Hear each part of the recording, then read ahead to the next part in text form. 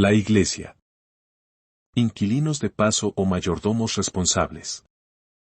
Dedicatoria. A mi amada esposa por acompañarme fielmente en todos estos años de ministerio. Y a todos los hombres y mujeres que cuestionan todo lo que escucharon y escuchan, no con el propósito de rebatirlo, sino con el propósito de confirmarlo en justicia, a través de las Escrituras y el Espíritu de verdad. Prólogo. Hace poco fui a comer a la pizzería de un amigo. Cuando me vio, inmediatamente me dijo que tenía que hablar conmigo, su mirada era de preocupación y muchas dudas del porvenir. Este amigo ya ha conocido de Cristo y como muchos, va viviendo la vida expectante del cumplimiento de las profecías de los últimos tiempos y cómo puede afectar su vida presente y futura. ¿Qué va a pasar? ¿Habrá guerra? No sé qué pensar.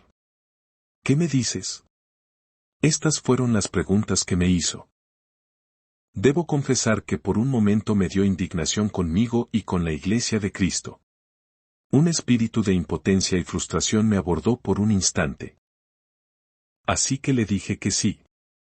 Que la Tercera Guerra Mundial puede ocurrir, pero no porque esté profetizado, sino porque ya han ocurrido dos anteriores y eventualmente llegaría una cuarta guerra, y así sucesivamente mientras la Iglesia continúe como bella durmiente esperando a su príncipe azul, montando en su corcel blanco y empuñando su espada para matar al dragón que tiene presa y hechizada a su prometida.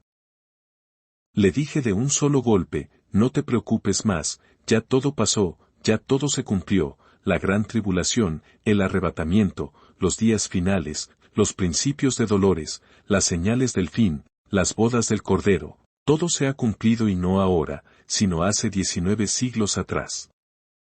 Olvídate de todo eso y enfócate en tu negocio, aprende de Dios y su palabra, y empieza a caminar en justicia. Así como este amigo, hay muchas personas que están viviendo en zozobra y no causada por el mundo, sino causada por nosotros mismos, los cristianos. El sensacionalismo cristiano nos está pasando factura y debemos hacer algo al respecto. El trato que he recibido durante los últimos 3 años de ministerio pastoral me ha llevado a este punto de no retorno. Basta ya de meter miedo e infundir temor a la esposa de Cristo, fuimos llamados a edificarla, no a volverla un manojo de nervios. Cambiar mis creencias, los fundamentos, las estructuras religiosas, ha sido una lucha tremenda, y sé a qué me enfrento. Me enfrento a un sistema religioso que si no comparte sus doctrinas, entonces hacen distancia, mirándote con recelo, ya que eres un anatema o hereje. Lo bueno de todo esto es que no soy el único, hay cientos y cientos de ministros alrededor del mundo que comparten de una forma u otra las posturas que adhiero en este libro. Así como el día tiene su noche y vuelve a comenzar el ciclo cada 24 horas, así también debemos entender que los ciclos son importantes para la vida del hombre y puede volverse a su favor o en contra según la justicia que practique. Según veo en la Escritura, no ha habido un éxodo, sino 3 de ellos y estamos atravesando el tercero. Se ha convertido en un ciclo pernicioso para nosotros. Es este tercer éxodo el que tiene a muchos perdidos en el desierto, siguiendo oasis falsos, espejismos que resultan del agotamiento, en lugar de buscar la nube y mantenerse debajo de ella. Despertemos. Prefacio. La búsqueda de respuestas a las interrogantes que nos hacemos es ciertamente parte de nuestra naturaleza humana. Esta búsqueda es como navegar un río en sentido contrario. Unas veces el río está suave, pero aún así hay que hacer el esfuerzo por vencer la corriente. Otras veces se presentan los llamados rápidos del río, donde hay grandes piedras que vuelven al río tormentoso y casi imposible de navegar. Luego llega el momento en que la profundidad del río es tan poca que debes dejar el bote a un lado y continuar su travesía a pie. Con esta parábola te describo el trato que recibe aquel que cuestiona todo lo que aprende, no para negarlo, sino con el fin de confirmarlo. Pero, ¿qué pasa cuando el cuestionamiento da como resultado que lo que se creía no es? Me ha tocado revisar mi postura escatológica y abrir paso a una perspectiva que se distancia de la escatología dispensacional y sus variantes. Cuando entendemos el propósito divino como fin en sí mismo, entonces podemos construir los puentes adecuados que nos llevan a alcanzar ese propósito. Y esto viene acompañado con un precio que pagar. Este proceso me ha llevado a valorar y respetar con nuevos ojos a todas las personas y sus posturas doctrinales. Entiendo ahora que es el Espíritu Santo el que trae el convencimiento. No soy infalible, seguro estoy que cometo errores a diario en la ruta al conocimiento de mi Padre, pero aquí estoy, dejando este testimonio escrito. Mi propósito no es traer división o contienda, muy lejos de mí está ese fin. Quiero mostrar simplemente otra cara de cómo ver las cosas. Como dice la Escritura, en parte conocemos y en parte profetizamos, la cosa está en cómo están constituidas esas partes, y cuánto hay de nosotros en ellas y no de Dios. Hemos atacado tanto a la Iglesia Católica y ellos tienen más que suficiente con sus propios fantasmas y espejismos, para que vengamos nosotros a meter más leña al fuego. De igual manera a mis hermanos evangélicos, muchos de nosotros criticamos la religiosidad, el legalismo y la diversidad con la que nos han identificado negativamente en el mundo. Tengo la confianza que todo va a ir entrando en orden, así como fue entrando mi vida en el orden de Dios. Es por eso que escribí este libro, para compartir mi certeza con aquellos que vean en estas líneas las respuestas que han estado buscando, pero hago la siguiente advertencia: busquen por su propia cuenta en comunión con el Espíritu de Dios y con un ayo que les sirva de guía. Si únicamente preguntas a otros si lo que has oído es así o no, entonces no has aprendido nada, sigues depositando tu confianza en el hombre y no en Dios, eso irremediablemente traerá maldición. De antemano agradezco a Dios por tu vida y que este libro te guíe al amor del Padre. Amén. Todas las cosas tuvieron un detonante. ¿Cuál ha sido o será tu detonante para conocer a Dios? Jesús Mendoza. Capítulo 1. El asunto teológico. La relevancia de lo teológico en el medio cristiano es un tema para reflexionar, una realidad que se encuentra en la intersección de la fe y la razón. Estamos aquí para explorar no solo lo que sabemos, sino cómo lo sabemos, no dejando nunca de lado los necesarios cuestionamientos de lo que hemos aprendido y lo que significa para nuestra vida diaria. Primero, consideremos la palabra de Dios. Esta palabra, que ha resistido el paso de los siglos, nos llama a mirar más allá de la lógica humana, a buscar un entendimiento más profundo que el que se encuentra en las meras palabras. La Biblia nos enseña que los pensamientos de Dios no son nuestros pensamientos, ni sus caminos son nuestros caminos. Isaías 55:8. Esto no es una invitación a abandonar la razón, sino a reconocer que hay verdades que la superan. La teología, en su esencia, es un intento humano de comprender lo divino. Es un sistema de educación que busca ordenar y explicar las complejidades de la fe. Pero debemos recordar que es precisamente eso, un sistema creado por humanos. Y como tal, está sujeto a nuestras limitaciones y falibilidades. La teología nos proporciona un marco, pero no debe convertirse en una jaula que limite nuestra búsqueda y comprensión de lo divino. Depender de la teología para explicar a Dios es una necedad grande y que implica un gran riesgo. No estoy en contra de la teología, estoy en contra que se use la teología para cercenar el trato del Espíritu Santo con los ministros del Señor. Es peligroso depender exclusivamente de la lógica deductiva en la teología. Cuando nos aferramos únicamente a la lógica, corremos el peligro de perder la esencia de la fe, abandonando la búsqueda de la revelación personal y directa de Dios a través del Espíritu Santo. La lógica puede llevarnos a conclusiones, pero solo el Espíritu puede llevarnos a la verdad. Como dijo Jesús: el Espíritu de la verdad os guiará a toda la verdad. Juan 16:13. Mientras buscamos la sabiduría en las Escrituras y en la teología, hagámoslo con humildad, reconociendo que hay misterios que están más allá de nuestra comprensión y ciencia humana. Abramos nuestros corazones a la guía del Espíritu Santo, y permitamos que la palabra de Dios nos transforme, nos desafíe y nos eleve más allá de los confines de nuestra lógica humana. Siempre recuerdo a Myles Monroe, cuando afirmó en una de sus conferencias que en todos sus años de estudios teológicos nunca cursó una materia que abordara específicamente el tema central del reino de los cielos, siendo este punto neurálgico en el propósito divino. Hay mucho más allá de la teología del hombre, insisto, del hombre. El hombre es limitado por sí solo, pero en Cristo no lo es. El punto débil de la teología es que es creación del hombre y el punto fuerte del hombre es que es creación de Dios. Así que será siempre más importante el hombre que cualquier teología que éste pueda formar. Capítulo 2. Dispensacionalismo. Mis queridos amigos, los embarco en un breve viaje retrospectivo, que nos lleva a los orígenes de una doctrina que ha influenciado profundamente el pensamiento teológico contemporáneo de los últimos 2 siglos, el dispensacionalismo. Es una travesía que nos desafía a reflexionar sobre un sistema que educa y dirige el pensamiento de los ministros, aprendiendo a interpretar la palabra de Dios que nos ha sido entregada. La historia del dispensacionalismo es relativamente reciente, se remonta a principios del siglo XIX en la ciudad de Glasgow, Escocia. Fue aquí donde una joven de apellido MacDonald percibió una visión que cambiaría el curso de la interpretación bíblica moderna. Su visión fue de un rapto pretribulación en la que la iglesia es arrebatada del mundo y llevada al cielo.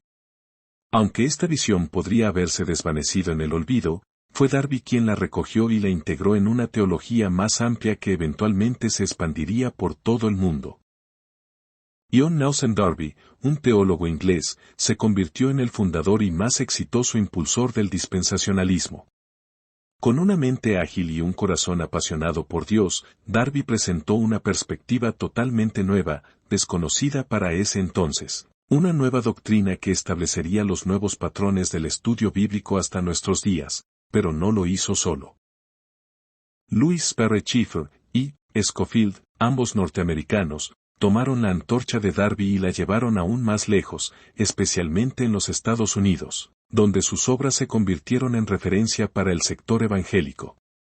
La Biblia de referencia de Scofield y la teología sistemática de Chafer, basada en el dispensacionalismo, se transformaron rápidamente en textos fundamentales para aquellos que se adherían a este sistema de interpretación.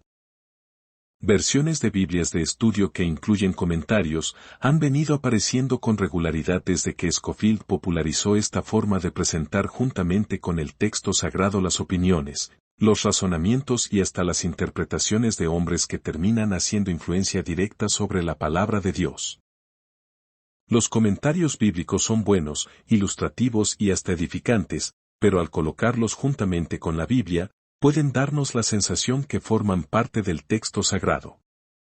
Eso es sumamente peligroso, y más cuando es acompañado por un sistema de estudio que tiene una visión específica y que se cierra a otras posibles interpretaciones. Soy del pensar que la Biblia no debe tener ningún comentario, ni ninguna adición de hombres, debe quedar lo más simple posible, y hacer aparte, fuera de ella, todo lo que a la mente del hombre se le ocurra. Desde sus orígenes, el dispensacionalismo ha generado fuertes resistencias dentro de las iglesias reformadas. La teología reformada sostiene el postulado de un solo cuerpo de Cristo, en el que se reúnen los santos de todas las épocas, y se ve en la doctrina del dispensacionalismo un ataque a la unidad esencial de la Iglesia, ya que para los dispensacionalistas existen 2 pueblos, la Israel y la Iglesia, que reciben tratamientos distintos al final de los tiempos por parte de Dios. La visión de la joven MacDonald en Glasgow, que hablaba de un rapto pretribulación, fue el chispazo que encendió la mecha del dispensacionalismo por su sensacionalismo. Este sistema de enseñanza, con su énfasis en la distinción entre Israel y la Iglesia, y su interpretación literal de las Escrituras, ha dejado una huella indeleble en la teología evangélica. Ha influenciado la forma en que muchos ven la profecía bíblica y especialmente la escatología, y continúa siendo un tema de debate y estudio en la teología contemporánea. Al reflexionar sobre los orígenes y la naturaleza del dispensacionalismo, nos enfrentamos a preguntas fundamentales sobre nuestra fe y cómo elegimos interpretar las Escrituras. Es un recordatorio de que nuestras creencias tienen raíces profundas y que cada generación está llamada a buscar la verdad con corazón y mente abiertos. Lo que nos enseñaron nuestros maestros es lo que ellos aprendieron, es bueno, mas no definitivo. El detalle con la enseñanza de las Escrituras es que si no va acompañada con el testimonio vivencial de quien lo predica, se volverán enseñanzas teóricas y carentes de vida. No hay mejor enseñanza que mostrar los frutos que dicen las Escrituras por las personas que tienen la gran responsabilidad de ser maestros. El dispensacionalismo, con su enfoque en una interpretación literal de la Biblia para varios de sus postulados, a menudo es acusado de carecer de coherencia con la narrativa bíblica. Algunos críticos argumentan que al dividir la historia más grande del mundo en dispensaciones separadas, donde se incluye un supuesto paréntesis de gracia, se corre el riesgo de fragmentar la continuidad de la revelación divina. Esta perspectiva puede llevar a interpretaciones que no siempre armonizan con el mensaje integral de las Escrituras. El dispensacionalismo ha sido criticado por un sector de la Iglesia, por causar distorsiones en la interpretación bíblica, y también ha sido aplaudido por otro sector del cual reconozco al día de hoy que es mayoritario. Ahora bien, la historia nos ha demostrado que las mayorías no siempre hacen bien las cosas, ni toman las mejores decisiones. Al enfatizar una hermenéutica literal, se pueden pasar por alto los géneros literarios, así como los contextos históricos y culturales de los textos bíblicos. Por ejemplo, 1000 años, el milenio es eso y nada más, no da cabida a otra interpretación, no admite que el número 1000 tiene mucha profundidad en su significado cuando se relaciona en el contexto de toda la Escritura. Además, la distinción estricta entre Israel y la Iglesia puede llevar a una comprensión fragmentada del plan redentor de Dios, ignorando la unidad anunciada y esencial del pueblo de Dios a través de las edades. No se debe confundir la verdad con la opinión de la mayoría. Jean Cocteau. El éxito del dispensacionalismo no puede ser discutido sin mencionar la influencia de la escuela de Scofield y sus Biblias de estudio comentadas. Estas publicaciones han sido fundamentales para la difusión de la doctrina dispensacionalista, proporcionando una herramienta accesible para el estudio bíblico. Sin embargo, algunos críticos sostienen que este éxito se debe más a la promoción y la accesibilidad de estas herramientas de estudio que a una interacción genuina y espiritual de los ministros con el Espíritu Santo. Al considerar estas críticas, es esencial que como creyentes, busquemos una interpretación bíblica que honre la totalidad de la Escritura y refleje un compromiso genuino con el Espíritu de verdad. El dispensacionalismo, como cualquier otra doctrina teológica, debe ser evaluada a la luz del Espíritu. Este análisis crítico del dispensacionalismo busca ofrecer una perspectiva equilibrada que reconozca tanto sus contribuciones como sus limitaciones. Como siempre, el diálogo y el estudio continuo son esenciales para profundizar en nuestra comprensión de las Escrituras y en la aplicación de nuestra fe. En lo particular, me ha tocado enfrentarme a mí mismo y a mis creencias doctrinales desde que soy pastor. He sido confrontado en mi camino personal a través de una reflexión profunda sobre la naturaleza de la revelación divina en contraste con la interpretación humana. Mi pregunta central ha sido plantear si la doctrina del dispensacionalismo, con sus enseñanzas sobre la gran tribulación y el arrebatamiento, es el resultado de una revelación divina o simplemente una interpretación humana. Esta distinción es crucial, ya que afecta la forma en que los creyentes comprenden y aplican las Escrituras en su caminar con Dios de expectativa al futuro. Es muy distinto, un creyente que espera con ansias el momento de salir arrebatado de la tierra, para vivir con Cristo en el cielo, a un creyente que busca manifestar el reino de Dios en la tierra, para ejercer dominio, y entregarle la tierra a Cristo como corona. Veo la renovación espiritual como un elemento esencial para obtener una comprensión más clara de la voluntad de Dios. Enfatizo la importancia de exponer el corazón a Cristo para experimentar una transformación que permita una nueva visión y comprensión de las verdades bíblicas. Este proceso de renovación es presentado como un antídoto contra las interpretaciones erróneas que han desviado a la Iglesia a lo largo de los siglos. Te pregunto, ¿qué le conviene más a las élites que gobiernan el mundo? Tener a una iglesia desenfocada de su propósito para que no pueda ejercer el dominio a la que está llamada? ¿O una iglesia que se extiende en todos los ámbitos de influencia del ser humano para reconciliar todas las cosas en Cristo? He escrito muchas enseñanzas destacando la importancia de la palabra escrita de Dios y la interpretación por el Espíritu Santo como los medios por los cuales se puede discernir la veracidad de cualquier doctrina, incluido el dispensacionalismo. Solo a través de la Escritura y la guía del Espíritu Santo se puede llegar a una comprensión correcta de las enseñanzas sobre los tiempos, la segunda venida de Cristo y su reinado. Personalmente considero crítico tener claridad entre la revelación y la interpretación. La revelación se define como la capacidad de ver con nuevos ojos lo que antes no se podía ver. Esto implica que la renovación espiritual es esencial para obtener una revelación genuina, lo que nos lleva a realizar cambios profundos en nuestra manera de pensar y vivir. La renovación espiritual se logra exponiendo el corazón a Cristo, quien hace nuevas todas las cosas.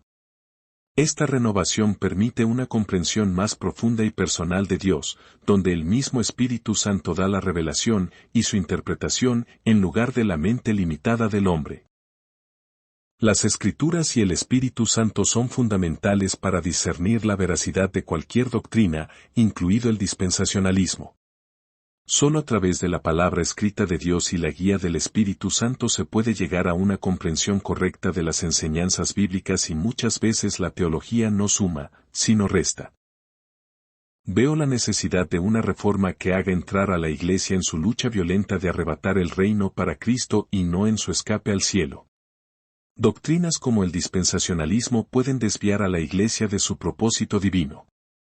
Invito a los creyentes a entender el tiempo en que viven y la tarea que deben realizar, cuestionando si la obra de Cristo está siendo paralizada o ralentizada por la Iglesia. Fíjate en la disforia de propósito que padece la Iglesia. Fuimos llamados a arrebatar el mundo, extendiendo el reino de los cielos en la tierra para Cristo, y muchos, pero muchos, quieren ser arrebatados para irse con Cristo al cielo. Hay que sanar la disforia de la Iglesia. Abogo por una interpretación bíblica que esté arraigada en una relación transformadora con Cristo y guiada por el Espíritu Santo, más allá de las interpretaciones humanas y las doctrinas establecidas, seguidas por sistemas de estudios. Es más fácil engañar a la gente que convencerlos que han sido engañados. Mark Twain. Capítulo 3. El reino. La venida de Cristo hace más de 2000 años tenía un único propósito central: reabrir las puertas del Edén, volviendo a dar acceso al hombre y a la mujer a la justicia perdurable. En otras palabras, devolverle al hombre lo que había perdido, el reino. Para mí, colocar un paréntesis de gracia luego del sacrificio de Cristo, para que en su segunda venida podamos reinar juntamente con Él, me parece sencillamente una aberración con la palabra de Dios. Veo mentes diabólicas manejando los hilos de la Iglesia. Han logrado que creamos que como bella durmiente, estamos esperando en la torre más alta del castillo del mundo a nuestro príncipe azul, que viene cabalgando en su corcel blanco, para que la vuelva a salvar, ya que su sacrificio en la cruz parece que no fue suficiente. Y que el reino, y el dominio y la majestad de los reinos debajo de todo el cielo, sea dado al pueblo de los santos del Altísimo, cuyo reino es reino eterno, y todos los dominios le servirán y obedecerán. Daniel 7:27. El mismo Jesucristo dijo: Desde los días de Juan el Bautista hasta ahora, el reino de los cielos sufre violencia, y los violentos lo arrebatan. Mateo 11:12. Es tan difícil de entender. Cristo venció al pecado y con ello la muerte para que nosotros en él también podamos vencer. Cristo, como el único y verdadero árbol de la vida, se dio a sí mismo para que los que coman de él tengan vida eterna. ¿Y tanto sacrificio para qué? ¿Para qué siga la prevaricación? ¿Para qué siga Satanás como príncipe gobernando este mundo después que fue vencido? No me imagino a Cristo diciéndole a Satanás: oye, te vencí, te pisé la cabeza, pero todavía tienes chance de seguir reinando en el mundo hasta que yo venga nuevamente. ¿En qué cabeza cabe? solo en la nuestra, en la cabeza de la Bella Durmiente. Las profecías del Antiguo Testamento se cumplieron, llegado el Mesías, se iniciaría un reino sin fin. Miraba, yo en la visión de la noche, y he aquí con las nubes del cielo venía uno como un hijo de hombre, que vino hasta el anciano de días, y le hicieron acercarse delante de él. Y le fue dado dominio, gloria y reino, para que todos los pueblos, naciones y lenguas le sirvieran, su dominio es dominio eterno, que nunca pasará, y su reino uno que no será destruido. Daniel 7 del 13 al 14. El Jesucristo que ascendió después de 40 días de resucitado, se presentó delante de su Padre para recibir todo. Y desde ese momento reina, no solamente los cielos, sino también la tierra, todo. No sé dónde está la dificultad de entender algo tan sencillo, pero difícil a la vista de un religioso, que cuestiona todo lo nuevo que oye, pero que no se atreve a cuestionar nada de lo viejo que aprendió cuando en su momento fue nuevo, y todo por un falso complejo de no cuestionar a sus autoridades, mantos, concilios, denominaciones o coberturas. El reino está vigente, y Cristo le entregó a su esposa el testigo para que junto con el Espíritu Santo, terminemos la obra, su obra, la que él comenzó. Capítulo 4. Ir al cielo. Amigos, esta verdad encapsulada en el propósito divino amarra nuestra existencia. El hombre fue diseñado para la tierra. Desde los inicios de la creación, cuando el cosmos se desplegó en las estrellas y planetas, la tierra se convirtió en nuestro hogar designado, un lugar de belleza inigualable y potencial ilimitado. La Biblia nos dice, entonces dijo Dios, hagamos al hombre a nuestra imagen, conforme a nuestra semejanza, y señoree en los peces del mar, en las aves de los cielos, en las bestias, en toda la tierra, y en todo animal que se arrastra sobre la tierra. Génesis 1:26. Este versículo no solo establece nuestra relación única con la tierra, sino que también nos encarga su cuidado y administración. Como habitantes de este planeta, tenemos la responsabilidad de cultivar y preservar la tierra, de vivir en armonía con la naturaleza y cada gota de agua es un regalo de la creación. No estamos aquí por casualidad, sino por diseño divino, y en este diseño, encontramos nuestro propósito y nuestro lugar. Imaginen, si pueden, los cimientos mismos del tiempo, cuando Dios en su infinita sabiduría, trazó los planos de la humanidad.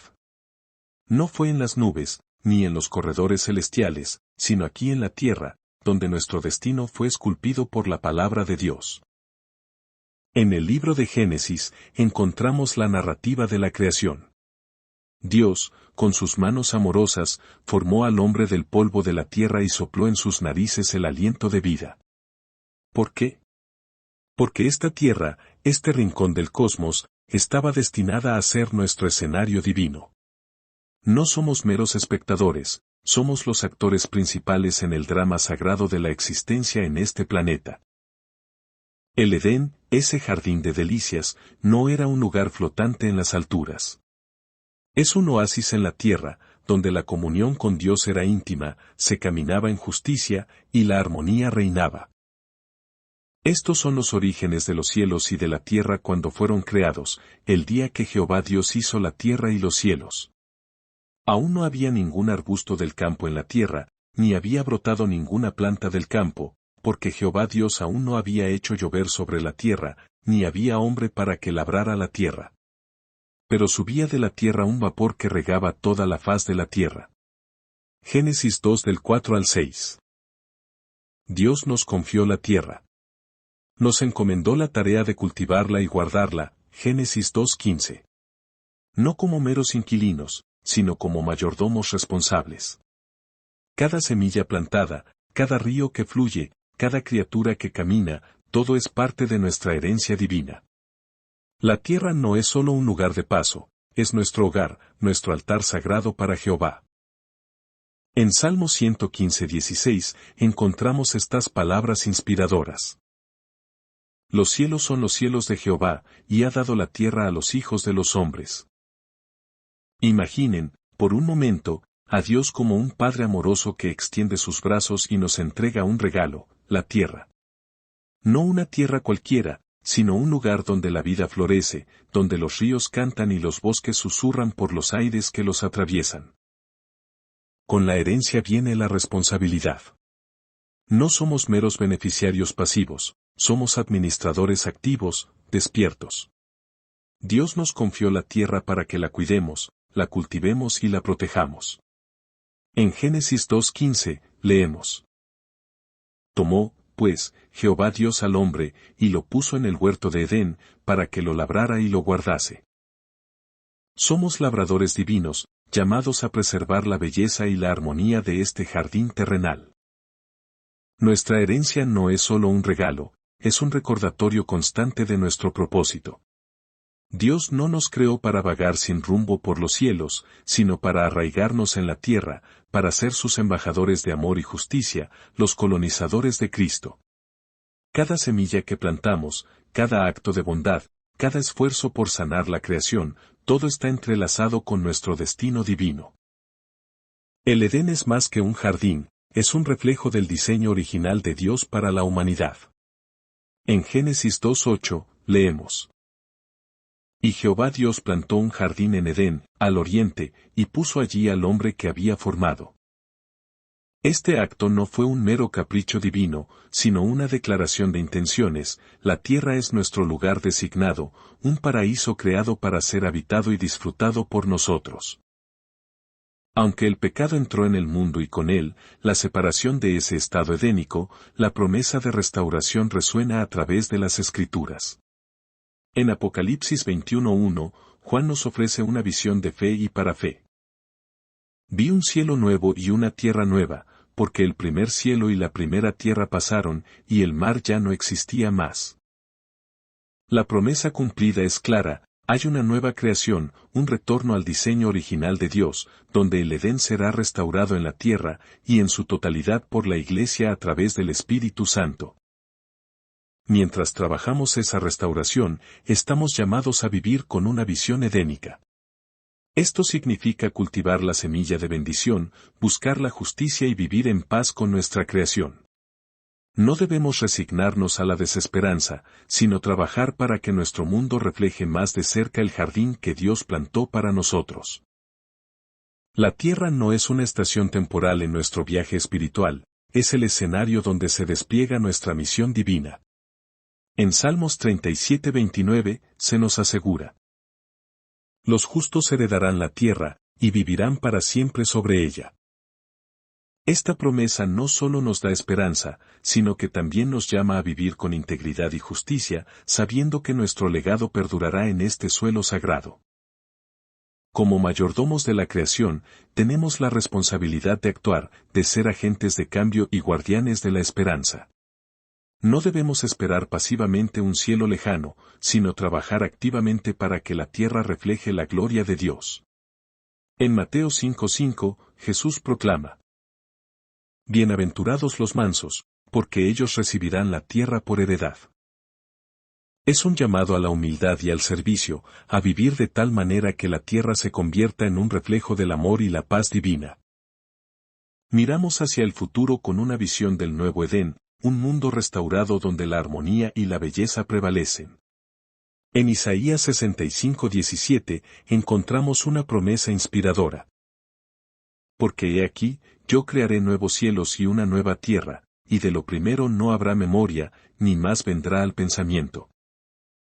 Esta visión no es solo un sueño, es una promesa divina en pleno cumplimiento, un destino hacia el cual avanzamos con fe y determinación. Llevemos con nosotros la certeza de que la tierra es nuestro hogar designado por Dios. Vivamos cada día con el propósito de honrar esta herencia, de cultivar la justicia y de sembrar semillas de esperanza para las generaciones venideras. Que nuestra vida sea un testimonio de la promesa cumplida de Dios, y que nuestro legado deje de ser nuestro y pase a ser el de Cristo. Capítulo 5. Las bodas del Cordero. Existe una palabra cumplida que causa mucho revuelo a la hora de exponerla, es una importantísima victoria obtenida, y un amor que trasciende el tiempo y el espacio. Hablo de las bodas del Cordero, un evento que no solo simboliza la unión eterna entre Cristo y su Iglesia, sino que también marca el triunfo definitivo de la luz sobre las tinieblas. Recordemos las palabras de Apocalipsis 19:7. Regocijémonos y alegrémonos y démosle gloria, porque han llegado las bodas del Cordero, y su esposa se ha preparado. Estas palabras no son meramente simbólicas, representan la realidad vivida por la Iglesia al salir victoriosa de la gran tribulación, y estoy hablando en pasado, un hecho ya cumplido. La bestia y la gran ramera intentaron en vano matar a la desposada y a su hijo por nacer. Pero como siempre, el bien triunfó sobre el mal y la luz sobre las tinieblas. Dios, en su sabiduría infinita, estableció leyes y principios de los cuales Él es el garante de su cumplimiento como Rey. En Apocalipsis 12:5 leemos que ella dio a luz un hijo varón, que regirá todas las naciones con vara de hierro. Antes de esta figura de nacimiento divino, hubo un matrimonio, porque Dios no opera fuera de su legalidad. No hay lugar para la fornicación en su reino. Todo acto tiene su orden y su propósito. La historia de David y Betsabé es un relato profundamente humano que revela la naturaleza de la legalidad divina y las consecuencias del pecado, incluso para un rey ungido por Dios.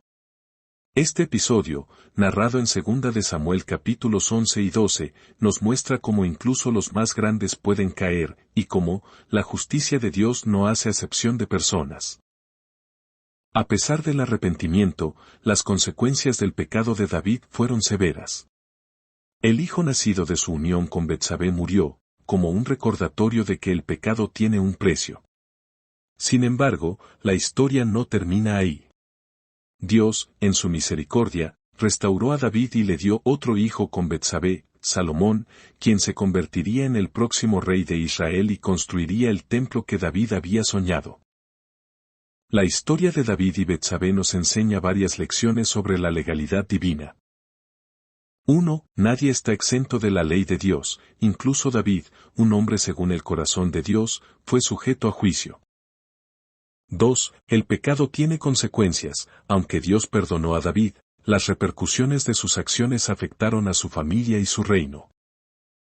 3. La misericordia de Dios es mayor que nuestro pecado. A pesar de la gravedad del pecado de David, Dios no lo abandonó y continuó el linaje mesiánico a través de su descendencia. 4. El arrepentimiento genuino trae restauración. David se arrepintió sinceramente y fue restaurado, aunque no sin enfrentar las consecuencias de sus acciones. En conclusión, la historia de David y Betsabé es un poderoso recordatorio de que la legalidad divina se aplica a todos por igual y que nuestras acciones tienen consecuencias.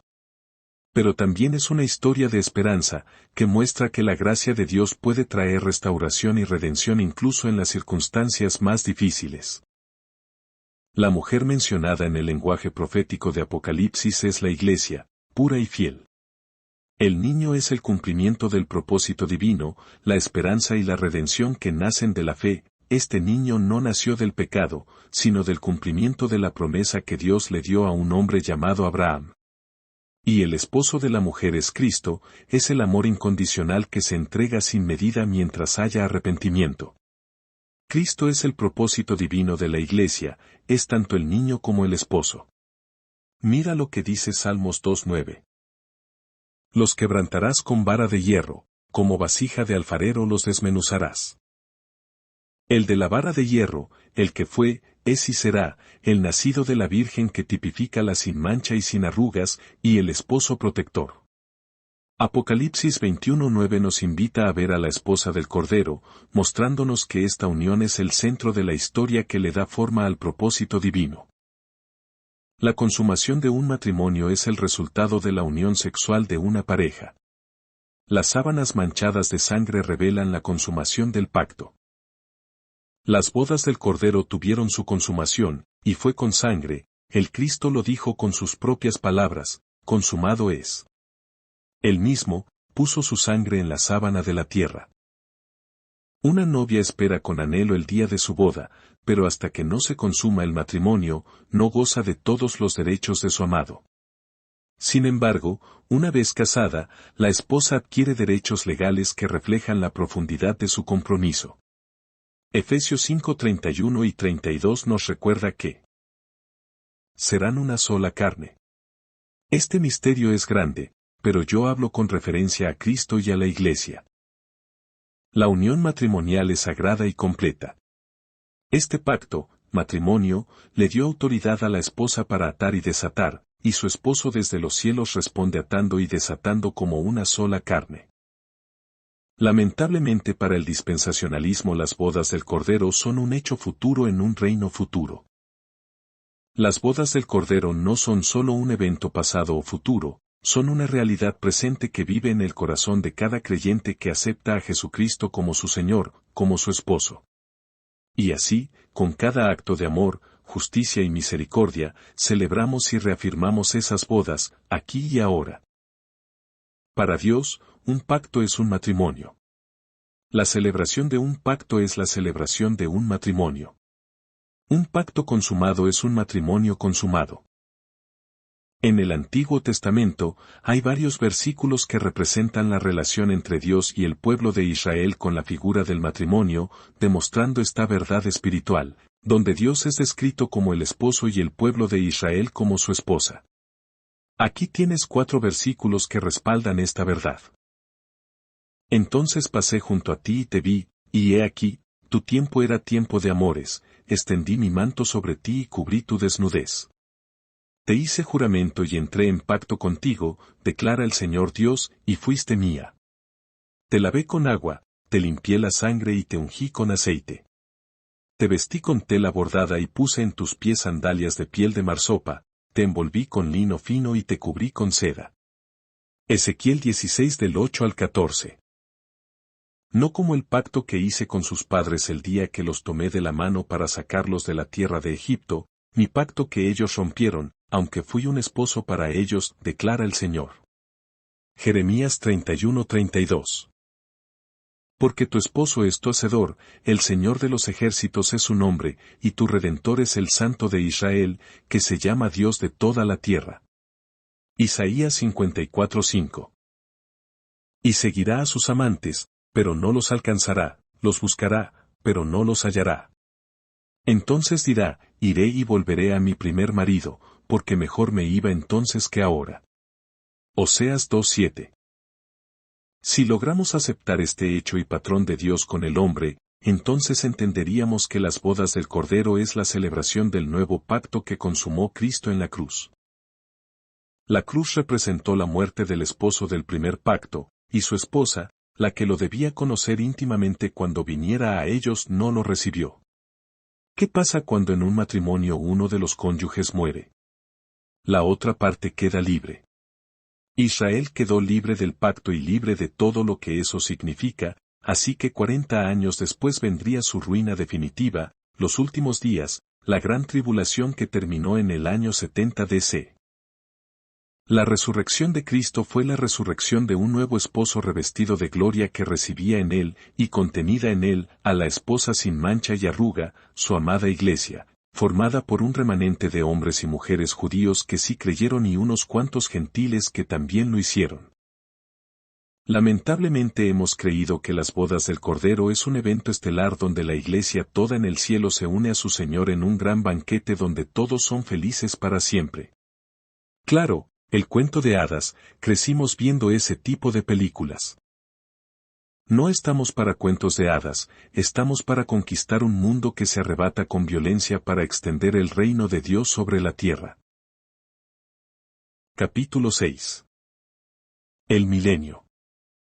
Amigos, hablar del milenio suena como un viaje muy largo, y así debe ser, no por ser 1000 años, sino por lo que representan simbólica y figurativamente. Vamos a explorar uno de los temas más fascinantes y debatidos, el milenio descrito en el libro de Apocalipsis. Busquemos comprender este concepto no como una predicción literal, sino como una figura simbólica que nos habla de esperanza y redención.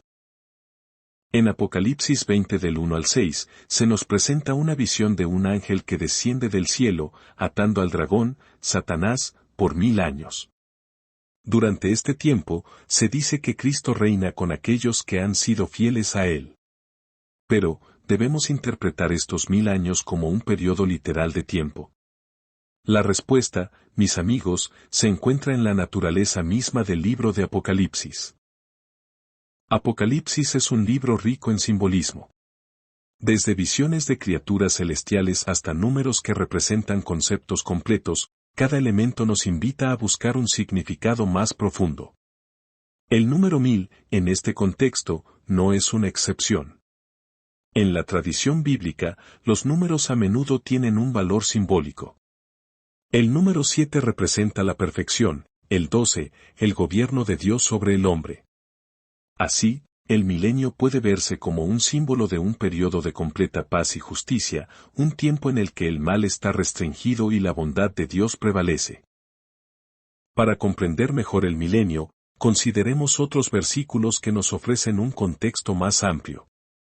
Por ejemplo, en Romanos 8:17, se nos recuerda que somos coherederos con Cristo, destinados a reinar con Él si compartimos en su sufrimiento y en su gloria.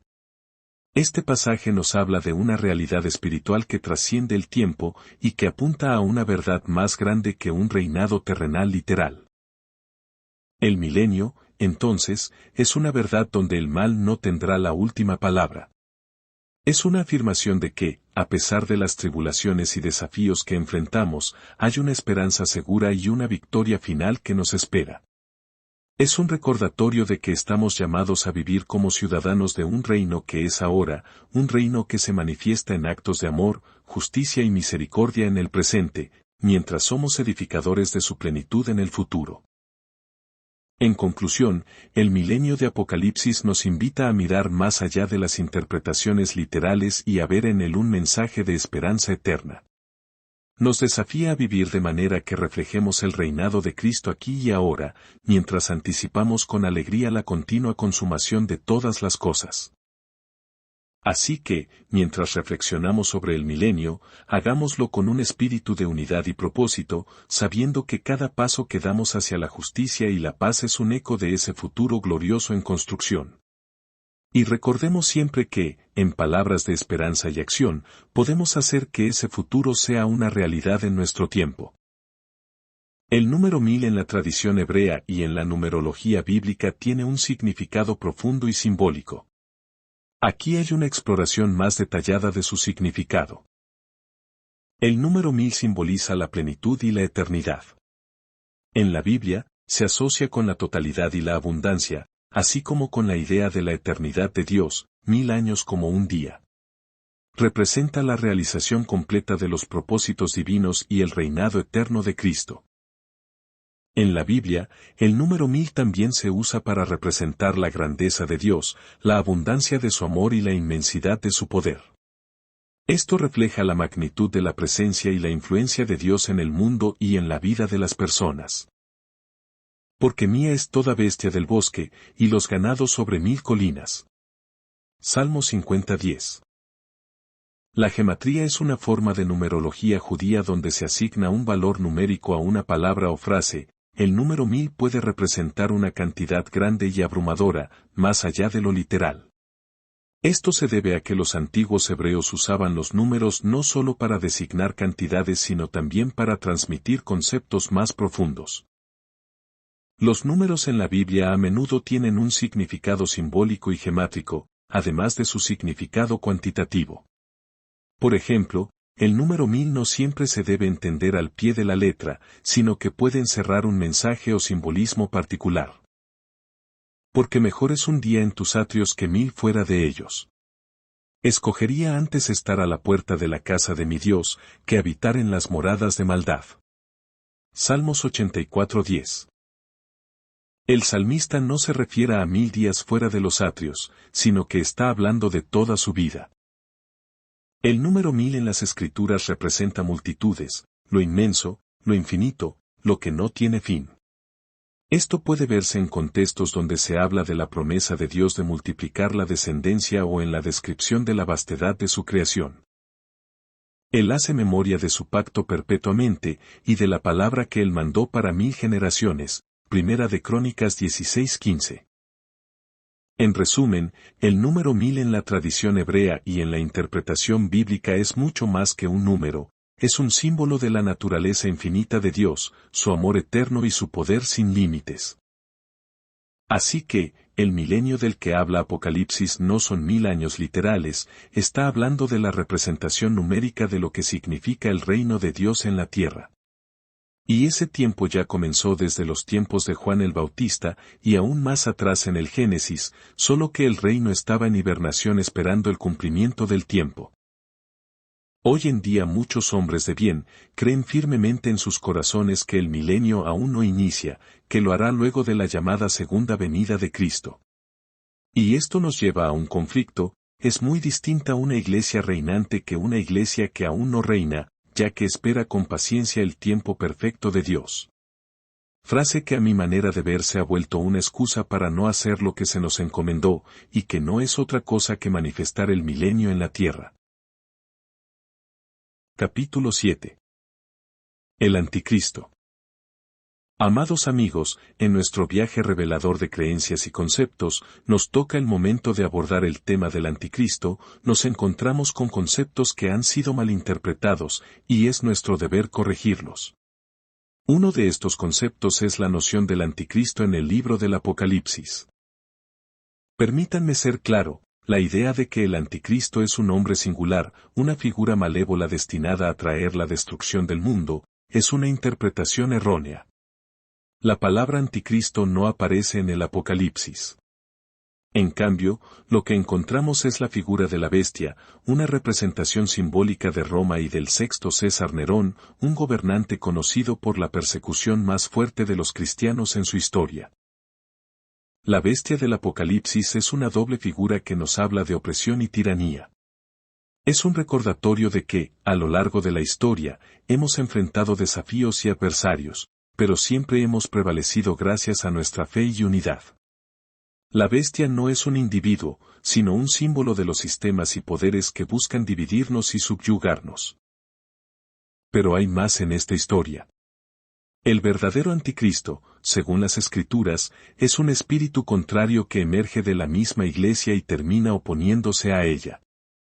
Es una advertencia en la cual debemos estar atentos no solo a las amenazas externas, sino también a las internas.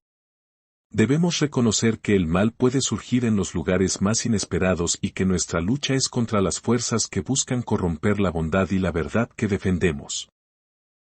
Les pido que se unan a mí en la difusión de un mensaje de unidad y amor. Juntos, podemos enfrentar cualquier adversidad y construir un futuro basado en la compasión y la justicia. Juntos, podemos asegurarnos de que el espíritu de la verdad prevalezca sobre cualquier espíritu contrario que busque desviarnos de nuestro camino. La noción errónea del anticristo debe ser reemplazada por una comprensión más profunda de lo que realmente representa, un llamado a la vigilancia y la unidad. No permitamos que las interpretaciones equivocadas nos dividan y nos llenen de temor.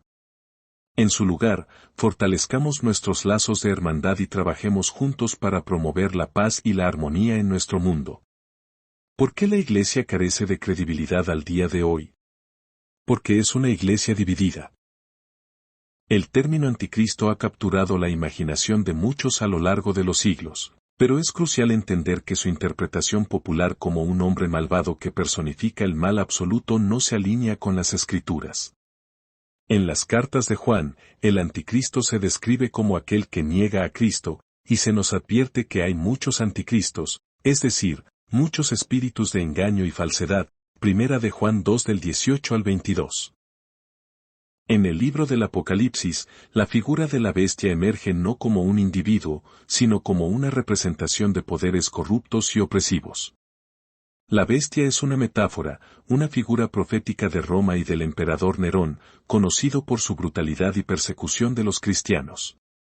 Este simbolismo nos recuerda que debemos estar alerta ante las fuerzas que buscan oprimir y desviar a la humanidad de la verdad y la justicia. El verdadero enemigo no es una entidad externa, sino el espíritu de engaño que puede surgir dentro de la misma iglesia. Este espíritu anticristo es aquel que se opone a los principios de Cristo, promoviendo divisiones y falsas doctrinas. Es un llamado a la Iglesia a mantenerse firme en la enseñanza apostólica y a resistir cualquier doctrina que distorsione el mensaje del Evangelio. A pesar de las advertencias sobre el anticristo y las fuerzas de engaño, las Escrituras también nos ofrecen esperanza. Nos recuerdan que la victoria final pertenece a Dios y que el amor y la verdad prevalecerán. Como hombres de fe, estamos llamados a promover la unidad, el amor y la comprensión, resistiendo juntos las fuerzas que buscan desviarnos de nuestro camino. El concepto del anticristo debe ser entendido en su contexto bíblico correcto. No es un llamado al miedo, sino a la vigilancia y la unidad. Es un recordatorio de que debemos proteger la integridad de nuestra fe y trabajar juntos para construir un mundo que refleje los valores del reino de Dios. Que este entendimiento nos inspire a vivir con propósito y convicción, sabiendo que estamos unidos en la verdad y el amor que Cristo nos enseñó. Capítulo 8. La Gran Tribulación. Cuando oigo hablar de la Gran Tribulación enseguida me acuerdo de la historia infantil con la cual los padres le infunden temor a sus hijos para que hagan caso, viene el coco y te comerá. Pero no siempre fue así. Debemos entender las lecciones del pasado y cómo pueden iluminar nuestro camino hacia el futuro. Hablo de un evento que ha capturado la imaginación y el temor de muchos, la Gran Tribulación. Permítanme ser claro, la Gran Tribulación no es un presagio pendiente, sino una página que ya pasó y quedó escrita en los anales de nuestra historia. Fue una época marcada por la persecución bajo la bestia que conocemos como Nerón César, un líder cuya crueldad se convirtió en sinónimo de tiranía, y una gran ramera, la Jerusalén de los fariseos, que durante 3 años y medio persiguió sin piedad a aquellos que se atrevieron a desafiar su autoridad por seguir las enseñanzas de Jesucristo. Y se le dio una boca que hablaba grandes cosas y blasfemias, y se le dio autoridad para actuar durante 42 meses. Apocalipsis 13:5. Estas palabras, escritas por el apóstol Juan, no son una profecía de lo que estaba por venir en el corto tiempo. La bestia, que se levantó del mar con 10 cuernos y 7 cabezas, es una figura profética de un imperio y un emperador que sembraron el terror en el corazón de los fieles. La Gran Tribulación alcanzó su clímax en un evento que cambió el curso de la historia, la destrucción de Jerusalén y su templo en el año 70 después de Cristo. Este no fue un mero incidente, fue el cumplimiento de una advertencia, una profecía, una que resonó a través de las palabras del mismo Jesucristo. Porque vendrán días sobre ti, cuando tus enemigos te rodearán con vallas, te sitiarán y te estrecharán por todos lados. Lucas 19:43. Estas palabras proféticas no miraban hacia un futuro lejano, sino que describían la inminente calamidad que se cernía sobre Jerusalén. Y así fue, como las legiones romanas rodearon la ciudad, la tribulación de aquellos días se manifestó en su forma más devastadora. La caída de Jerusalén no fue solo la pérdida de una ciudad, sino el fin de una era, el final de los días, los tiempos apocalípticos de Israel. Fue un recordatorio de que incluso los templos más sagrados y las ciudades más fortificadas pueden caer. Y no quedarán aquí piedra sobre piedra que no sea derribada. Marcos 13:2.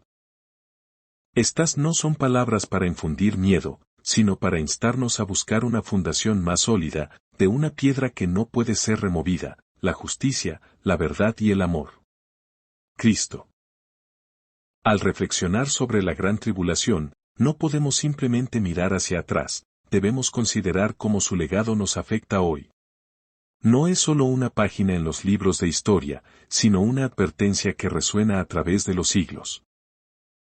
La Gran Tribulación no es solo un evento pasado, es un recordatorio constante de que la humanidad enfrenta desafíos y pruebas. La bestia y la gran ramera pueden haber tenido sus nombres y rostros en la antigüedad, pero sus espíritus persisten en cada época. La persecución, la opresión y la lucha por la verdad son realidades que trascienden el tiempo. Luego de la conquista de la tierra prometida y la victoria sobre las naciones más grandes y fuertes, Jehová le advirtió a Israel que dejaría aún unos pocos enemigos para que se desarrollaran en la fe. La Gran Tribulación fue la apertura de la Iglesia de Cristo al mundo, a un mundo que será conquistado para Cristo hasta que todos sus enemigos sean postrados a sus pies. En el mundo tendréis aflicción, pero confiad, yo he vencido al mundo. Juan 16:33. Estas palabras de Jesús son un faro de esperanza en medio de la tribulación continua a la que está sometido todo cristiano en un mundo por conquistar. No importa cuán oscura sea la noche, la luz de la verdad y la justicia siempre prevalecerá. La gran tribulación, en su forma histórica, nos enseña que incluso en los momentos más difíciles, debemos aferrarnos a nuestra fe y resistir. Hoy, mientras contemplamos las ruinas de Jerusalén y recordamos los días de angustia, debemos preguntarnos, ¿qué legado dejaremos? ¿Cómo enfrentaremos nuestras propias tribulaciones? La respuesta está en nuestras manos. Como sociedad, como individuos, debemos aprender de la historia y trabajar juntos para construir un mundo más justo, más compasivo y más esperanzador. Así como cayó la Jerusalén de Caifás y la Roma imperial, así mismo caerán los gobiernos, las ideologías y todo sistema que se aparta de Dios persiguiendo a su iglesia.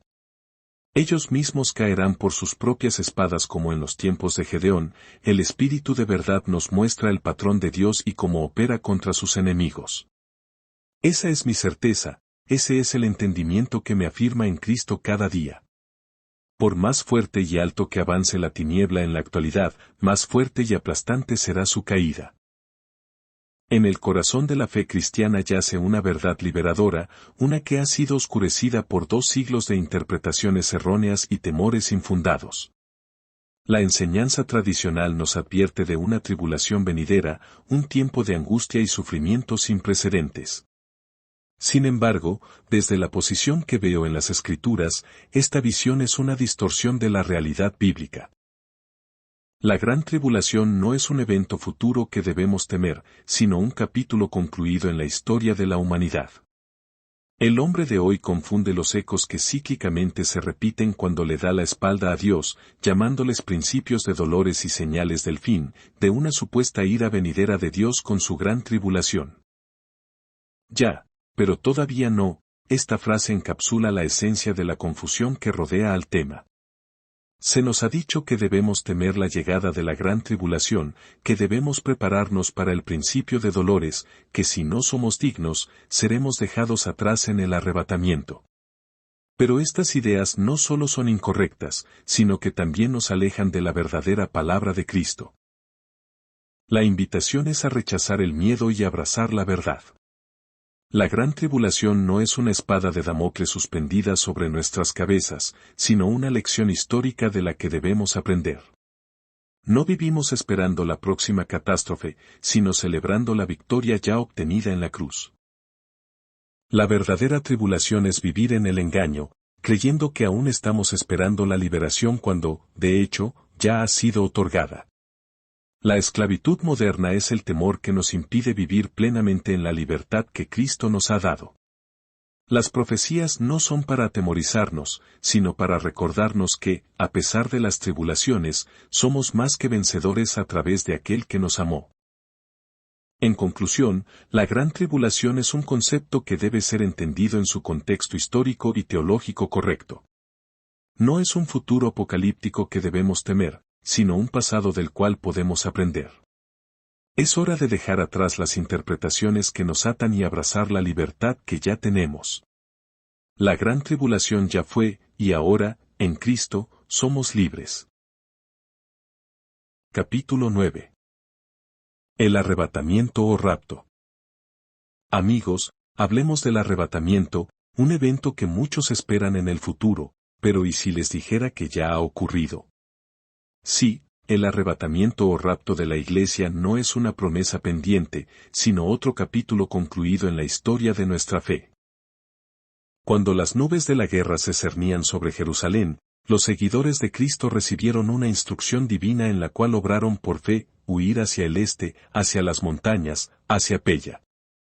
Este acto no fue un mero escape físico, sino un movimiento espiritual, un arrebatamiento simbólico donde la iglesia primitiva fue preservada de la destrucción inminente. Flavio Josefo, un historiador de la época, nos relata cómo la ciudad de Jerusalén fue sitiada y destruida, pero omite mencionar a los cristianos entre las víctimas. ¿Por qué? Porque ya no estaban allí, habían sido arrebatados a la seguridad. Consideremos las palabras de Jesús en Lucas 21 del 20 al 21. Cuando vean a Jerusalén rodeada de ejércitos, entonces sepan que su desolación está cerca. Entonces los que estén en Judea huyan a las montañas. Los discípulos entendieron esto como una señal, y cuando llegó el momento, obedecieron y se salvaron. Así, el arrebatamiento no fue un espectáculo celestial, sino una liberación terrenal, una evacuación providencial ante la destrucción de Jerusalén. La Iglesia no desapareció con este arrebatamiento, al contrario, continuó su misión en un mundo hostil pero débil ante las armas de luz de los seguidores de Cristo. Este evento marcó un punto de inflexión, donde la Iglesia se expandió más allá de las fronteras judías para abrazar a todas las naciones. El arrebatamiento, entonces, no fue un escape al cielo, sino un comienzo, el inicio de la Iglesia global que conocemos hoy. Amigos, es hora de ver el arrebatamiento bajo una nueva luz. No como una espera ansiosa por un futuro incierto, sino como un reconocimiento de la guía divina en nuestro pasado. La Iglesia fue arrebatada de la destrucción, no para escapar del mundo, sino para transformarlo. Y así, cada día, somos llamados a vivir en ese espíritu de arrebatamiento, como los llamados y separados por Cristo que llevan el mensaje de salvación y transformación a todos los rincones de la tierra. Desde los púlpitos hasta las pantallas, el arrebatamiento ha sido presentado como un evento dramático e inminente que separará a los fieles de los perdidos en un apocalipsis futuro. Esta narrativa ha creado una urgencia que ha llevado a muchos a buscar refugio en la fe por miedo a ser dejados atrás. Pero, ¿es este el mensaje que Jesús quería transmitir? En Mateo 24:36, Jesús dice: pero del día y la hora nadie sabe, ni los ángeles del cielo, ni el Hijo, sino solo el Padre. Este versículo nos recuerda que no debemos obsesionarnos con fechas y eventos futuros, sino vivir una vida de constante preparación, servicio y justicia. A lo largo de los siglos, hemos visto cómo fechas específicas han sido marcadas por líderes religiosos como el momento del supuesto arrebatamiento, solo para que pasen sin incidentes. Estas predicciones fallidas han causado decepción y han dañado la credibilidad de la Iglesia. Es crucial que reconozcamos que el sensacionalismo no es un fundamento sólido para la fe. La verdadera fe se basa en una relación personal y constante con Dios, no en el temor a eventos apocalípticos. El propósito del arrebatamiento ya ocurrido no es infundir miedo, sino ofrecer esperanza a los quebrantados de corazón, haciéndoles ver que el Dios que rescató a su Iglesia de la ira venidera que se ejecutaría a través de los romanos, es el mismo Dios que es capaz de rescatarlos del engaño de muerte que ofrece el mundo. En Primera de Tesalonicenses 4:17, leemos: luego nosotros, los que vivamos, los que hayamos quedado, seremos arrebatados juntamente con ellos en las nubes para recibir al Señor en el aire, y así estaremos siempre con el Señor. Este versículo nos habla de un encuentro glorioso con Cristo, no de un escape del juicio. La Iglesia debe enfocarse en compartir el amor y la esperanza que se encuentra en Cristo, en lugar de utilizar el arrebatamiento como una táctica de miedo evangelístico. Es tiempo de reevaluar cómo presentamos y entendemos el arrebatamiento. No permitamos que el sensacionalismo nuble nuestra visión de la verdadera esencia del cristianismo, el amor. El amor es la fuerza más poderosa que tenemos para transformar corazones y vidas. Que nuestro mensaje sea uno de amor, esperanza y transformación, no de temor y especulación. Estamos llamados a vivir en un estado de alerta espiritual, preparados para actuar con justicia y amor en cada momento de nuestras vidas. En Romanos 13 del 11 al 12, Pablo nos exhorta: y esto, conociendo el tiempo, que ya es hora de despertaros del sueño, porque ahora la salvación está más cerca de nosotros que cuando creímos. La noche está avanzada, y se acerca el día. Despojémonos, pues, de las obras de las tinieblas y vistámonos las armas de la luz. Este pasaje nos invita a vivir como si cada día fuera el momento de vestirnos para guerrear. El arrebatamiento histórico ocurrió, y la esperanza que representa sigue viva. Tenemos un Dios dispuesto a rescatarnos de nosotros mismos, si y solo si, le abrimos nuestro corazón. En Apocalipsis 21:4, se nos asegura: y enjugará Dios toda lágrima de sus ojos, y ya no habrá muerte, ni habrá más llanto, ni clamor, ni dolor, porque las primeras cosas pasaron. Esta visión del futuro nos motiva a trabajar por un mundo donde el amor y la paz prevalezcan sobre el dolor y la injusticia.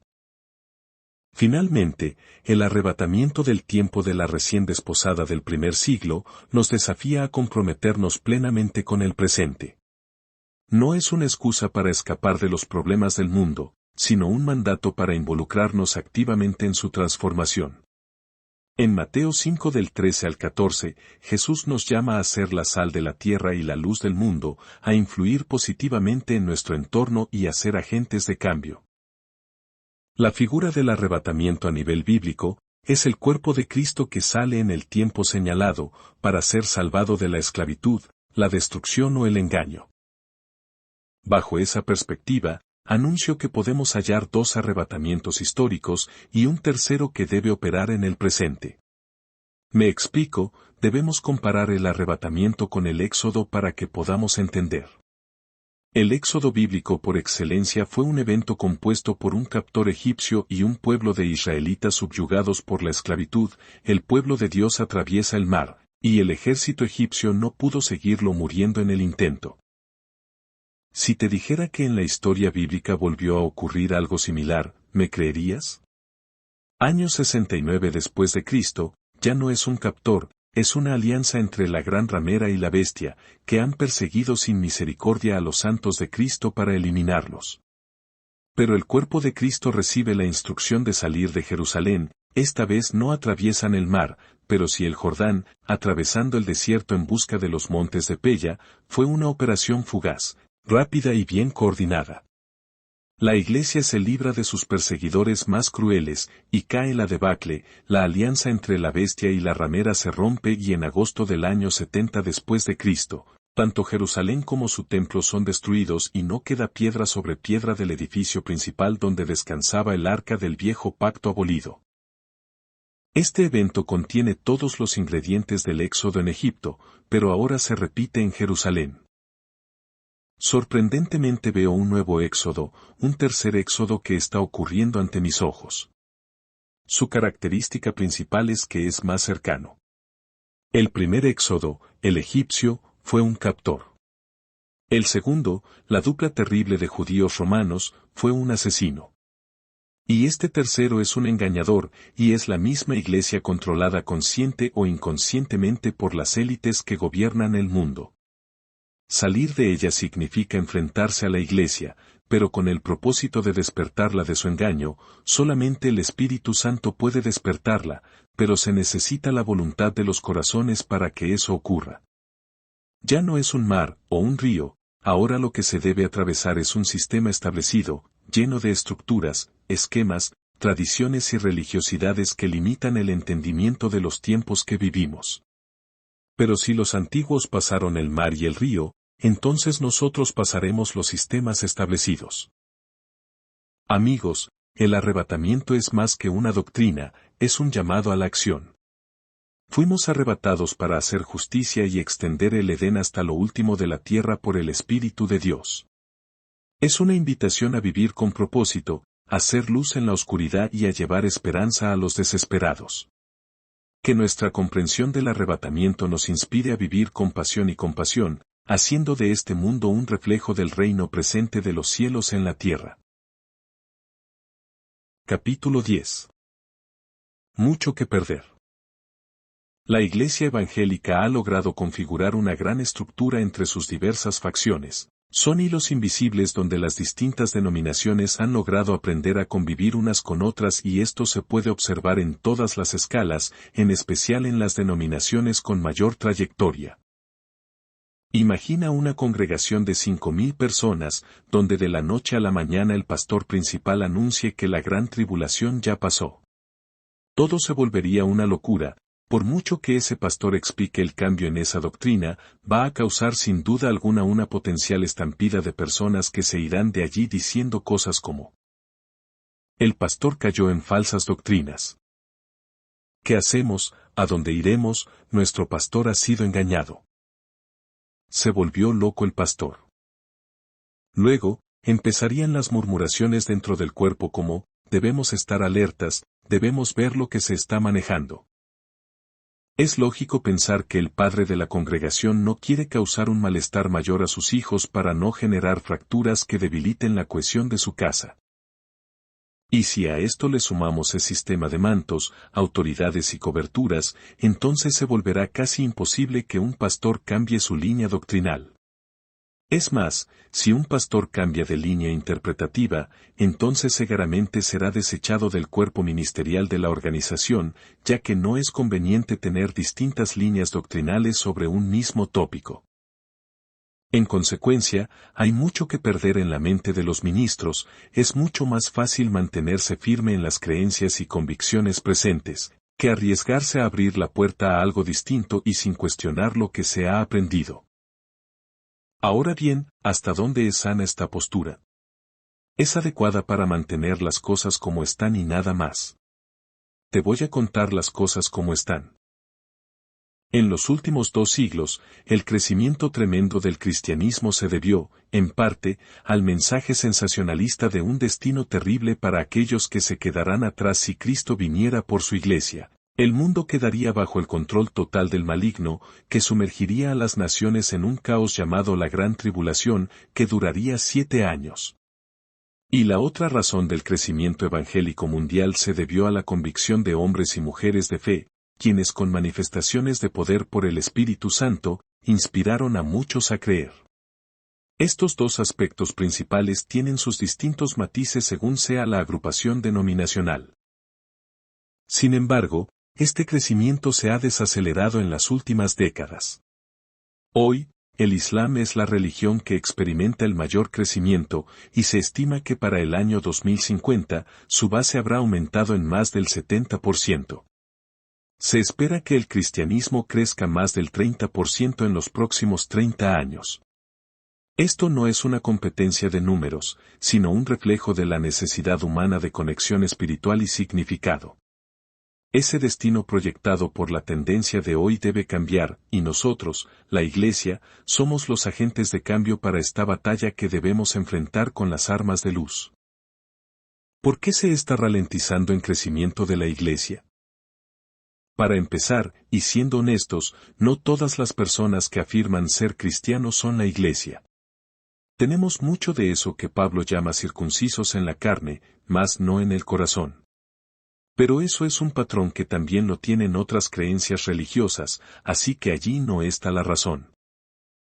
Los cristianos están buscando señales del fin y las élites globales se las están dando, tener hipnotizada a la masa de gente más grande del mundo al día de hoy, los cristianos, con su rapto y las señales del fin deja muy buenos dividendos. Eso no es algo nuevo, las élites llevan siglos con su programa de dominación. ¿Te imaginas a toda esa población despierta y presta para enfrentar otra realidad? La realidad de conquistar el mundo para Cristo, fundamentada en el texto sagrado a través de Isaías 7:27 y Daniel 2:35. Entonces fueron desmenuzados también el hierro, el barro cocido, el bronce, la plata y el oro, y fueron como tamo de las eras del verano, y se los llevó el viento sin que de ellos quedara rastro alguno. Mas la piedra que hirió a la imagen fue hecha un gran monte que llenó toda la tierra. Daniel 2:35. Y que el reino, y el dominio y la majestad de los reinos debajo de todo el cielo, sea dado al pueblo de los santos del Altísimo, cuyo reino es reino eterno, y todos los dominios le servirán y obedecerán. Daniel 7:27. Hay mucho que perder, todos tienen mucho que perder, las élites su control, las denominaciones religiosas su control, los gobiernos su control, todo se trata de control, a fin de cuentas es lo mismo, dominación, pero hacia blancos distintos, hacia blancos superficiales, hacia blancos que no traen la justicia perdurable. Hay otro aspecto de la resistencia a cambiar la doctrina central del fin de los tiempos, y es el orgullo de nosotros los ministros. Aceptar que quizá nos equivocamos y enfrentar las consecuencias de esa equivocación, termina por desalentar al más valiente de los ministros. La reputación, la imagen de un ministro, es mucho que perder. Han sido 2 siglos exitosos de la escuela dispensacional alrededor del mundo, funcionó, seguro que sí, es justo, está por verse. Si la Iglesia no despierta a la verdad del dominio, entonces el Islam terminará por ser la primera fuerza religiosa dentro de 3 décadas, y eso pasa muy rápido. No es casualidad que sea en Europa donde el crecimiento islámico está en auge. La falta de Dios en los sistemas de gobierno europeos les está pasando factura y son los islámicos los que están facturando, el número de mezquitas está creciendo. Quiero hacer un apartado especial para que entendamos la magnitud del mucho que perder. Mira la realidad francesa. En los últimos 10 años, el Islam ha experimentado un crecimiento significativo en Francia en términos de mezquitas. Actualmente, hay alrededor de 2.200 mezquitas en Francia. Sin embargo, este número no es suficiente para albergar a todos los musulmanes que viven en el país francés. El presidente del Consejo Francés de Culto Musulmán, CFCM, y responsable de la Gran Mezquita de París, Dalil Boubaker, ha confirmado que pretenden duplicar en menos de 2 años sus mezquitas y lugares de culto. En contraste, el número de iglesias que se han construido en Francia en el último año se limita a 20, y se han cerrado y destruido más de 60 templos católicos. Según un informe del Observatorio de Patrimonio Religioso francés, OPR, en Francia hay 45.000 iglesias, de las cuales 10.000 están en peligro de ser destruidas. La demolición de algunas iglesias, como la de Saint-Jean-Mesdéan-Digné y Saint-Jacques de Abbeville, ha generado controversia y preocupación por la herencia religiosa. En resumen, mientras se construyen más mezquitas musulmanas en Francia, el número de iglesias católicas está disminuyendo, lo que refleja una tendencia de cambio en la composición religiosa del país. Aquí te dejo los enlaces donde se obtuvo la información.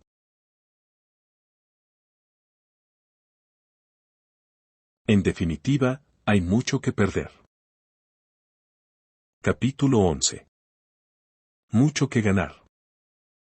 El respeto por los demás y sus opiniones, aun cuando éstas puedan estar erradas, muestra la madurez de aquel que tiene entendimiento del cuerpo de Cristo. Pasa el tiempo, pasan las décadas y los principios de dolores se hacen cada vez más largos.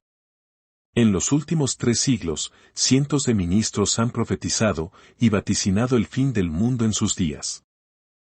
A continuación presento una muestra de 30 veces que hombres religiosos hicieron predicciones sobre la fecha del fin del mundo. Quiero demostrar con esto que la Escritura no falla. Es el Padre en su sola potestad el que sabe cuándo será. Ahora bien, la Escritura nos enseña sobre las frases, días postreros, fin del mundo, fin de los tiempos, últimos días, etc. Dependerá desde qué perspectiva escudriñas las Escrituras y qué tan prejuicioso estés a la hora de hacer interpretaciones de esta, que te acerques o no a la correcta justicia de la palabra de Dios. Al leer esa lista te darás cuenta de un patrón común a todos, prácticamente todos ven el fin del mundo en su tiempo, en su vida. Podemos concluir fácilmente que el error está en que todos ellos creyeron ser el centro, lo importante, y que las Escrituras giraban alrededor de sus días. ¿Cuántas veces no nos ha pasado lo mismo? Pasamos por alto el contexto y nos apresuramos a formular conclusiones descontextualizadas. Aquí la lista de hombres que fallaron en su predicción. Harold Camping, líder cristiano, predijo el fin del mundo para el 21 de mayo de 2011. Ronald Bainland, líder de la Iglesia de Dios, predijo el fin del mundo para 2008. William Miller, fundador del movimiento millerita, predijo el fin del mundo para el 22 de octubre de 1844.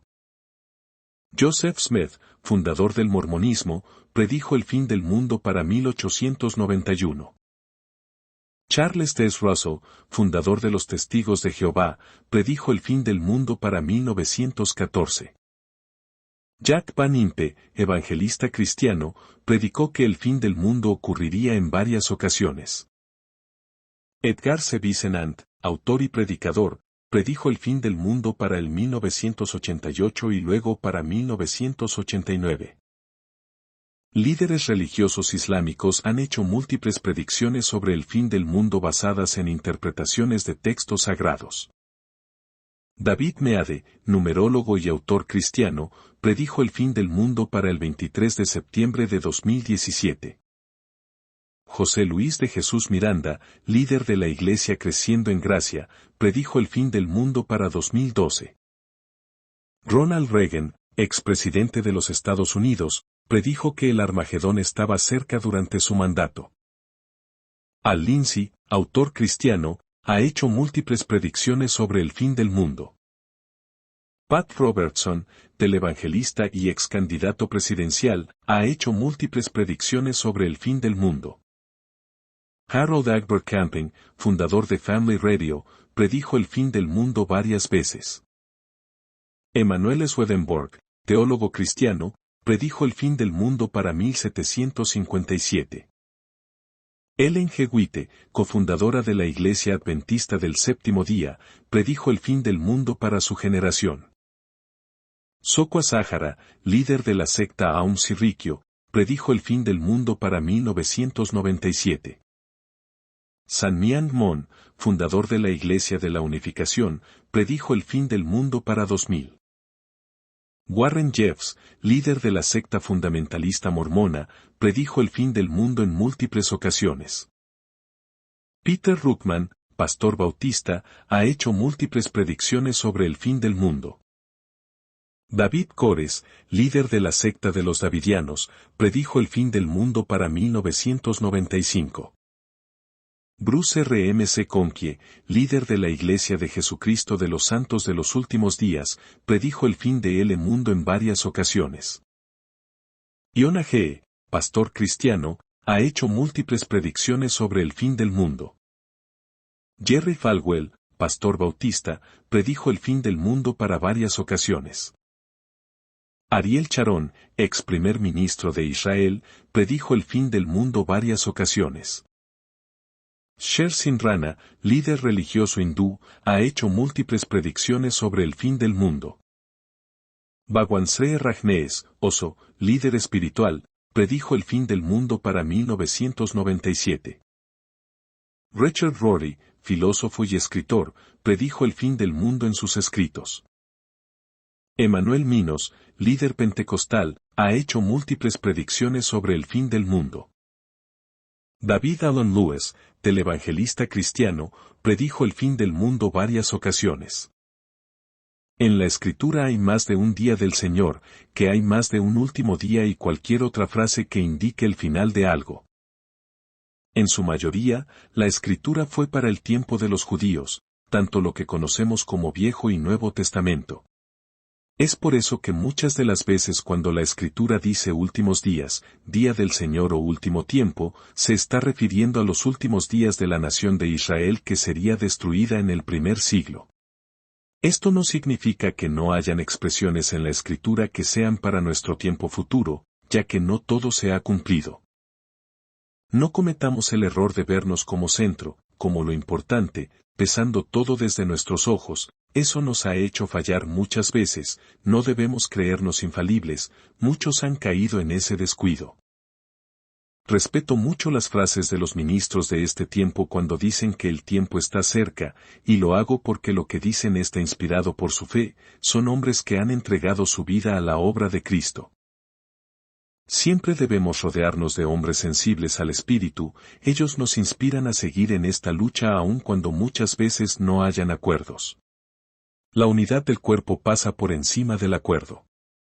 El cemento de la unidad del cuerpo de Cristo es el amor. Todo lo anteriormente dicho en este apartado, es para decirte que hay mucho que ganar. Miles y miles de vidas que no vieron cumplidas sus predicciones y sus creencias no pasan desapercibidas. Esto trae necesariamente cuestionamientos, son los cuestionamientos los que nos van a enfrentar a nuestras creencias religiosas y doctrinales, ¿y sabes por qué? Porque tenemos mucho que ganar. Hay descrédito en los hombres de Dios, en el cuerpo de Cristo en general, y la Internet no ayuda. Lo que nos va a sacar de esta situación va a ser el poder del Espíritu Santo y su manifestación a través de aquellos hombres que Dios tenga en su justicia apartados para lo sobrenatural. Los sistemas del mundo que se apartan de Dios tienen un único fin, la muerte. Es sencillo, Cristo es la vida y lo que se aparta de Cristo muere irremisiblemente. En consecuencia, quedará mucha tierra disponible para que hombres y mujeres temerosos de Dios las posean. La Escritura afirma que comeremos las riquezas de las naciones, son nuestra herencia. Y vosotros seréis llamados sacerdotes de Jehová, ministros de nuestro Dios seréis llamados, comeréis las riquezas de las naciones, y con su gloria seréis sublimes. Isaías 61:6. Hay mucho que ganar, toda la tierra es para nosotros en la justicia perdurable. 70 semanas están determinadas sobre tu pueblo y sobre tu santa ciudad, para terminar la prevaricación y poner fin al pecado, y expiar la iniquidad, para traer la justicia perdurable, y sellar la visión y la profecía, y ungir al santo de los santos. Daniel 9:24. La justicia perdurable es lo mucho que tenemos por ganar. La tierra prometida no fue entregada a Israel en bandeja de plata, ellos tuvieron esforzarse y ser valientes para arrebatarla.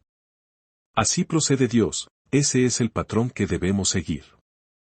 Nos toca ser violentos y con violencia arrebatar un mundo entero para Cristo, pero no se confundan, la lucha de Josué fue a espada y sangre, la lucha de nosotros es contra principados, potestades y toda fuerza espiritual contraria a Dios.